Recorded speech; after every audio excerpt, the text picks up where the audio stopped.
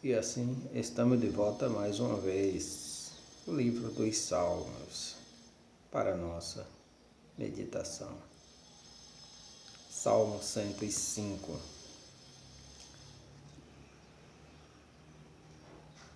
Louvai ao Senhor e invocai o seu nome. Fazei conhecidas as suas obras entre os povos. Cantai-lhe salmos, falai de todas as suas maravilhas. Gloriai-vos no seu santo nome. Alegre-se o coração daqueles que buscam ao Senhor. Buscai ao Senhor e a sua força. Buscai a sua face continuamente. Lembrai-vos das maravilhas que fez, dos seus prodígios e dos juízos da sua boca. Vós, descendências de Abraão, seu servo, vós, filhos de Jacó, seus escolhidos. Ele é o Senhor nosso Deus, os seus juízos estão em toda a terra. Lembra-se perpetuamente do seu concerto, da palavra que mandou até milhares de gerações, do concerto que fez com Abraão e do seu juramento com Isaque, o qual ele confirmou a Jacó por estatuto e a Israel por concerto eterno. O pacto é eterno com o povo judeu. Dizendo: a ti darei a terra de Canaã por limite da vossa herança. Quando eram ainda poucos homens, sim, muito poucos, e estrangeiros nela. Quando andavam de nação em nação e de um reino para outro reino, não permitiu a ninguém que os oprimisse e por amor deles repreendeu reis, dizendo: não toqueis nos meus ungidos e não maltrateis os meus profetas. Chamou a fome sobre a terra, fez mirrar toda a planta do pão. Planta do pão, talvez o trigo e a cevada, pois o pão era feito desses produtos da terra, trigo e cevada. Mandou adiante deles um varão que foi vendido por escravo, José. Veja que interessante. Deus mandou na frente um homem.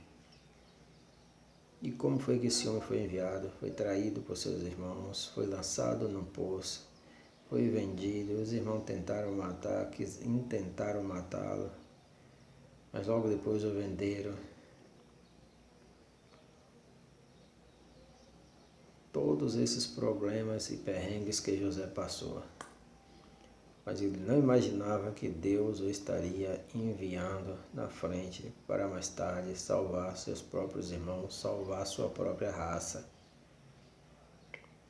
Então muitas coisas acontecem que nós não percebemos no momento, só vamos perceber talvez muitos anos depois. Cujos pés apertaram com grilhões e a quem puseram em ferros. Veja a situação de José. E o texto diz que ele ali era o enviado de Deus. Deus o mandou na frente. Até ao tempo que chegou a sua palavra. A palavra de Deus tem um tempo determinado. A palavra do Senhor o provou. Mandou o rei e o fez soltar. O dominador dos povos o soltou.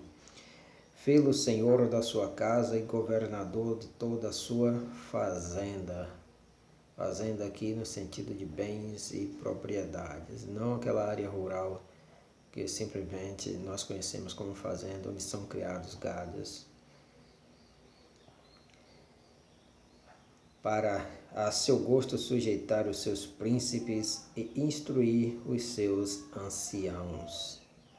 Então Israel entrou no Egito e Jacó peregrinou na terra de Cam. E ele multiplicou sobremodo o seu povo e o fez mais poderoso do que os seus inimigos. Mudou o coração deles para que aborrecessem o seu povo, para que tratassem astutamente os seus servos. Enviou Moisés, seu servo, e Arão, a quem escolhera. Fizeram entre eles os seus sinais e prodígios na terra de Cam. Mandou as trevas que escurecessem, e elas não foram rebeldes à sua palavra. Deus ordenou a escuridão: vá lá, escureça, e ela não desobedeceu. Converteu as suas águas em sangue, assim fez morrer os peixes. A sua terra produziu rãs em abundância, até nas câmaras do rei, nos quartos do rei, nos quartos da sua intimidade, nos ambientes da sua intimidade com as suas servas, com as mulheres do seu harém.